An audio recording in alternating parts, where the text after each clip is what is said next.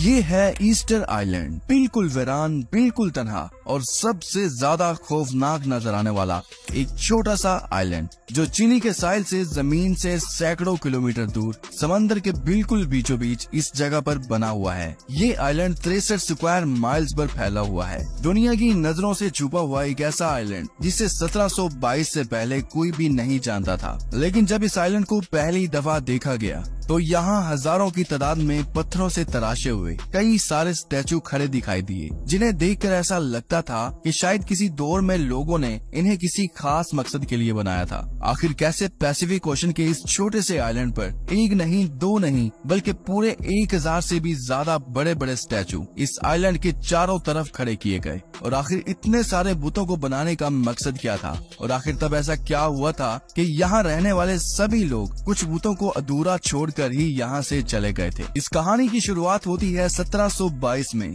यानी लगभग आज से 300 साल पहले, जब एक यूरोपियन एक्सप्लोरर जैकोब रॉकवीन अपनी इस छोटी सी बोट पर समंदर में कहीं गुम गया था। कई दिनों तक तैरते तैरते वो इस आइलैंड पर पहुंचता है। यहाँ पहुंचकर वो देखता है कि इस आइलैंड के साहिल पर पत्थर से बने हुए बेशुमार बड़े बड़े स्टैचू खड़े हैं। देखने में ये स्टैचू बहुत डरावने और लंबे कद वाले लग रहे थे, जिनको बड़ी महारत के साथ पत्थर को काट कर बनाया गया था। जैकोब को ये सब देखकर थोड़ा अजीब लग रहा था। इसे लगता था कि यहाँ और भी बहुत लोग मौजूद होंगे जिन्होंने ये स्टैचू बनाए होंगे, इसलिए वो इस आइलैंड को मजीद एक्सप्लोर करना शुरू कर देता है। चंद घंटों तक आइलैंड पर घूमने के बाद इसे रियलाइज हुआ कि इस पूरे आइलैंड पर वो बिल्कुल अकेला है, जहाँ इन पत्थरों के स्टैचूज के अलावा और कुछ भी नहीं था। यहाँ पर बहुत सारे स्टैचूज थे, जिनमें से कई स्टैचूज खड़े हुए थे और कई स्टैचूज जमीन पर गिरे पड़े थे। उस दौर में इस आइलैंड पर सिर्फ कुछ ही लोग रहा करते थे और उस वक्त ये लोग इस आइलैंड को रापा नुई के नाम से पुकारते थे।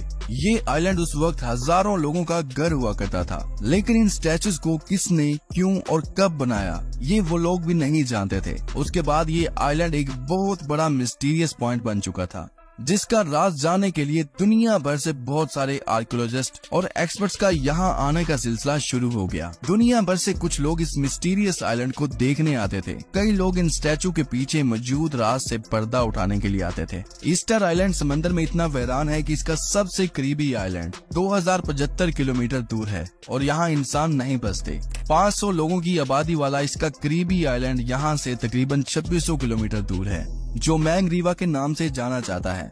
जबकि ईस्टर आइलैंड चिली की टेरिटरी में आता है और यहाँ से चिली के साहिल का फासला भी 3512 किलोमीटर है। आज के दौर में यहाँ पहुँचना सिर्फ प्लेन की मदद से ही पॉसिबल है, जिसको चिली से ईस्टर आइलैंड का ये डिस्टेंस तय करने में 5 घंटों का वक्त लगता है। एक नॉर्मल साइज के शहर जितने बड़े इस आइलैंड में करीब 1000 बड़े स्टैचू मौजूद हैं और इन सभी स्टैचूज को मुई कहा जाता है। लगभग इन सभी स्टैचू की शक्ल आपस में एक दूसरे से मेल खाती है। कई बुतों की आंखें हैं तो कई बगैर आंखों के बनाए गए हैं। इनकी लंबी नाक, शार्प गर्दन, चिपटे सर और लंबे चेहरे इनकी शक्ल को एक अनोखी पहचान देते हैं। एक्सपर्ट्स के मुताबिक ये स्टैचू 13 सेंचुरी में बनाए गए थे, यानी आज से लगभग 700 साल पहले। कई स्टैचू अपनी जिसामत समेत इस आइलैंड के बॉर्डर पर सीना तान कर खड़े हैं, तो कई बुतों के धड़ जमीन के अंदर बहुत बुरे तरीके से फंसे हुए हैं। 2012 में खुदाई के दौरान एक हैरत अंगेज चीज निकल कर सामने आई। पता चला कि वो स्टैचू जिनका सर सिर्फ जमीन पर मौजूद था,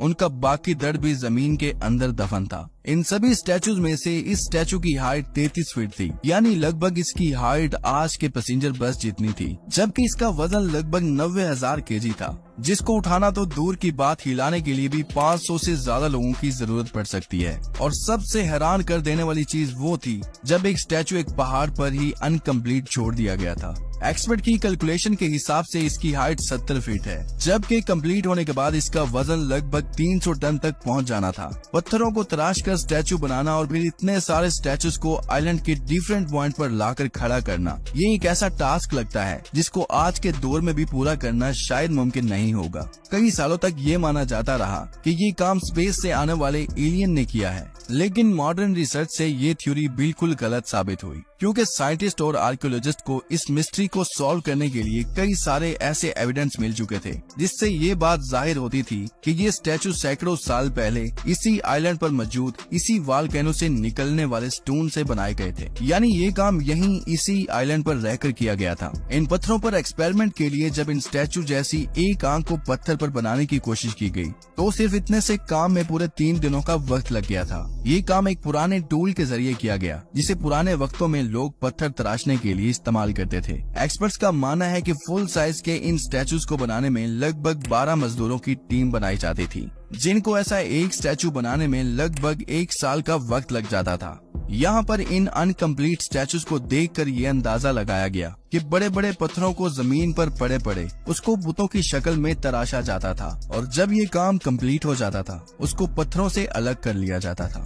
उसके बाद ये बात समझना मुश्किल था कि इतने वजनी स्टैचूज को वॉल्केनो साइड से कई किलोमीटर दूर इस आइलैंड के डिफरेंट पॉइंट तक कैसे पहुँचाया गया होगा, क्योंकि उस वक्त एक स्टैचू का वजन लगभग 14 हाथियों के बराबर था। ये जानने के लिए कई ऐसे स्टैचू को देखा गया जो बीच रास्ते पर पड़े हुए थे, और इन सभी गिरे हुए स्टैचूज में एक चीज बिल्कुल कॉमन थी। जो स्टैचूज किसी ढलवान पर गिरे हुए थे वो मुंह के बल गिरे हुए थे, जबकि पीठ के बल गिरे हुए स्टैचू चढ़ाई पर चढ़ते हुए पाए गए थे। ये देखकर साफ जाहिर होता है कि जब ये स्टैचू ट्रांसपोर्ट किए जा रहे थे तब ये स्टैचू स्टैंडिंग पोजीशन में ही थे, और ट्रांसपोर्ट के दौरान ही ये गिरकर टूट गए। एक्सपर्ट्स का मानना है कि इन सभी स्टैचूज को रस्सियों की मदद से सीधा किया जाता था और फिर इसे आहिस्ता आहिस्ता दाएं बाएं खींचकर आगे की तरफ चलाया जाता था, और इसी तरह आइलैंड के मुख्तलिफ डायरेक्शन तक पहुंचाया जाता था। इस बात को जाहिर करने के लिए कंक्रीट की मदद से एक स्टैचू बनाया गया। इसकी तीनों साइडों पर रस्सियां बांधकर इसको बैलेंस किया गया। पीछे से रस्सियों को थोड़ी ढील देकर उसको आगे की तरफ झुकाकर दाएं और बाएं साइड से जब खींचा गया तो हैरत अंगेज तौर पर यह स्टैचू आगे बढ़ने लगा।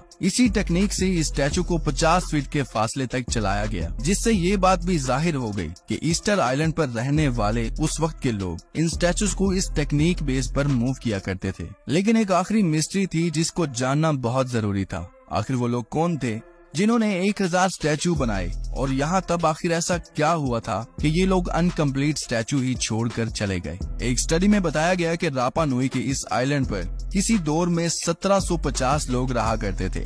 ये लोग पोलिनेशियन थे जो साल 300 से इस आइलैंड पर आए थे, यानी आज से लगभग 1700 साल पहले। हैरत अंगेज तौर पर तब ये आइलैंड ऐसा नहीं दिखता था जैसा ये आज दिखता है। तब ये दरख्तों से भरा हुआ एक घना जंगल हुआ करता था, और इस बात के कई सारे सबूत भी इसी आइलैंड पर मौजूद हैं। ईस्टर आइलैंड से 25 अलग अलग किस्म के पोलन एविडेंस मिले हैं, जिनमें सबसे भारी मिकदार पाम ट्रीज की थी। अगर तब यहाँ इतना घना जंगल हुआ करता था तो आखिर वो कहाँ गया?